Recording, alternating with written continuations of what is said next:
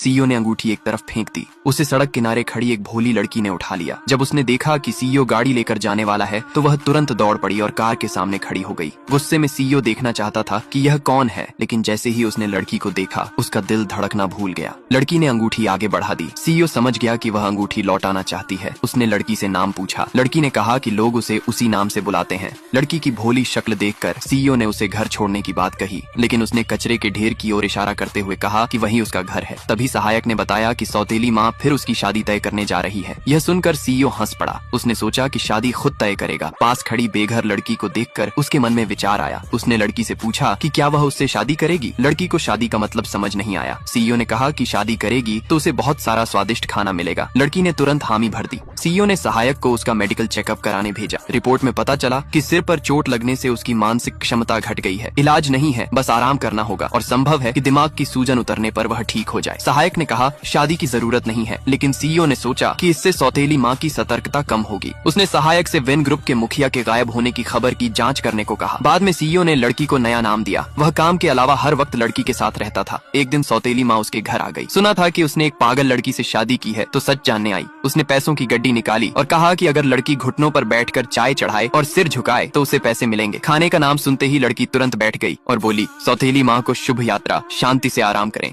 ये सुनकर सौतेली माँ एक आदमी से गलती से इंस्टेंट नूडल्स का एक हिस्सा आर्किटेक्चरल मॉडल पर गिर गया और वही टुकड़ा सीधे जाकर प्राचीन मंदिर के वेदी पर आ गिरा। वहां मौजूद सब लोग दंग रह गए। एक दासी आगे बढ़ी और उसने सूंघ कर देखा। उसे महसूस हुआ कि इस बड़े से नूडल के टुकड़े में सचमुच बीफ की खुशबू आ रही है। रानी ने इसे देवताओं का प्रसाद समझा, लेकिन उसे क्या पता ये तो बस पिछले दिन उस आदमी के बचे हुए इंस्टेंट नूडल्स थे जो गलती से वहां गिर गए थे। दरअसल 2 दिन पहले उस आदमी को एक अनजान पैकेज मिला था। जब उसने पैकेज खोला तो अंदर एक आर्किटेक्चरल मॉडल था जिसमें एक प्राचीन नगर बसा हुआ था। वो आदमी देखकर हैरान रह गया। मॉडल के अंदर छोटी छोटी मूर्तियां तक साफ दिखाई दे रही थी। उसी समय उस नगर की रानी देवताओं से प्रार्थना कर रही थी, क्योंकि उसका राज्य भयंकर अकाल से गुजर रहा था। अगर रानी इस संकट का हल नहीं निकाल पाती तो उसे अपना सिंहासन छोड़ना पड़ता। तभी गलती से आदमी ने अपने नूडल्स के टुकड़े उस शहर में गिरा दिए। रानी ने उन्हें देवताओं का वरदान माना। उसने तुरंत उन नूडल्स को पकाकर पूरे नगर में बांट दिया। लोगों ने ऐसा स्वाद पहले कभी नहीं चखा था। सभी ने भरपेट खाया और भूख मिटा ली। उसके बाद आदमी ने अपने घर के सारे इंस्टेंट नूडल्स उस मॉडल के शहर में डाल दिए। रानी हैरान रह गई। उन नूडल्स की वजह से पूरा नगर अकाल से बच गया। रानी ने इसे देवताओं की कृपा मानकर